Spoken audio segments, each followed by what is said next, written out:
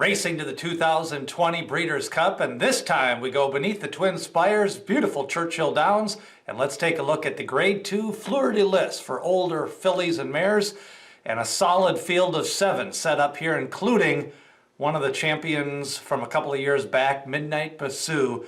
She will be the heavy favorite, and this distance is 9 furlongs.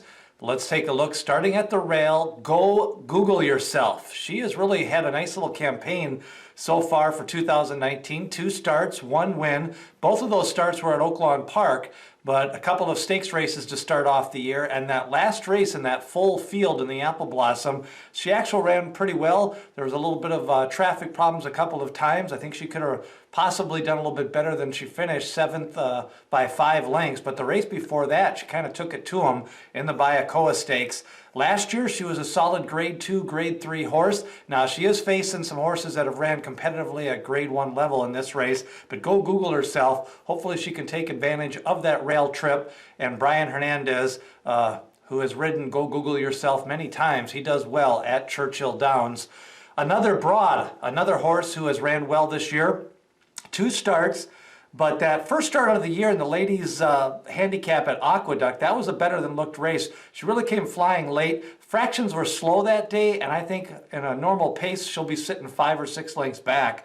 And had a little bit of a kick last year in a couple of races, but overall, again, she's another one at that Grade 2, Grade 3 level, trying to step up. She does get John Velasquez, who's riding well. Chocolate Kisses is another performer who runs well in the Grade 3 ranks. Got to step it up to Grade 2. 3 wins and 13 starts lifetime, 0 for 4 at Churchill Downs, 2 second-place finishes. Chocolate Kisses, the best chance for her is to be close to that pace. That's when she seems to run some of her better races for trainer Mark Cassie. Serengeti Empress is going to be the speed of the speed. They're going to let her roll, according to Tom Amos.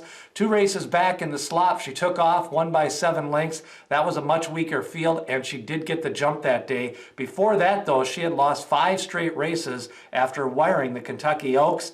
So, yes, she's got some speed. She's ran some good performances in the test stakes, the Cotillion.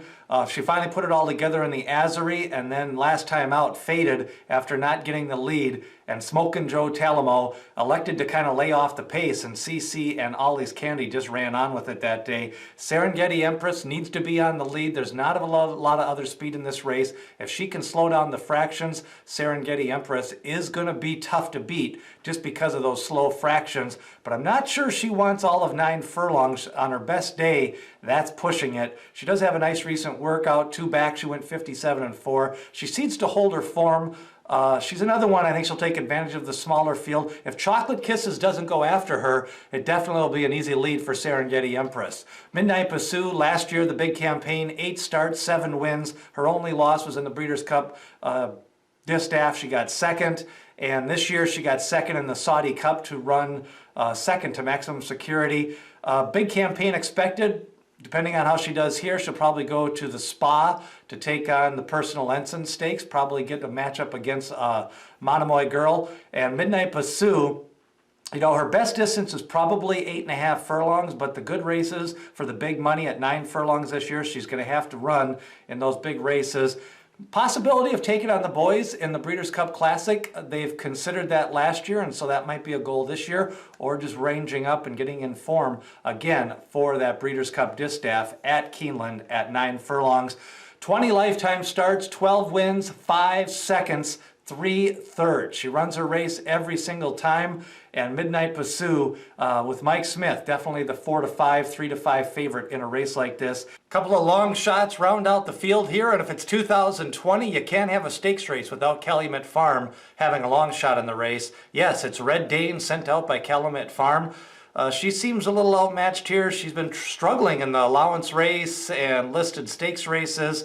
But Calumet Farm, they like to be in all these races. 0 for 6 at Churchill Downs, 3 for 27 lifetime, and has never won a graded 1, 2, or 3 stakes races.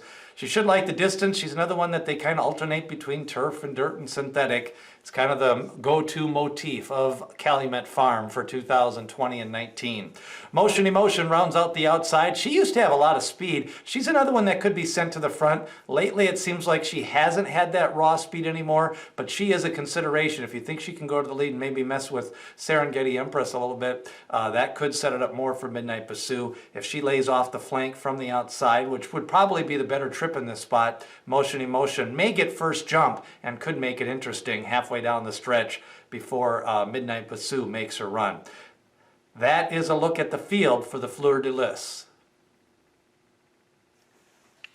Serengeti Empress, the speed, 9 furlongs, maybe the equalizer, should be a good race. Who do you like in the Fleur de Lis? Don't forget, we've also got a preview of the Stephen Foster up, Owendale by my standards, and also some other good horses in that race. Don't forget, hit subscribe, leave a comment who you like, and then remember, share this video with all your horse racing friends. And the more subscribers we get, the more videos we will do as we race you up to the 2020 Breeders' Cup.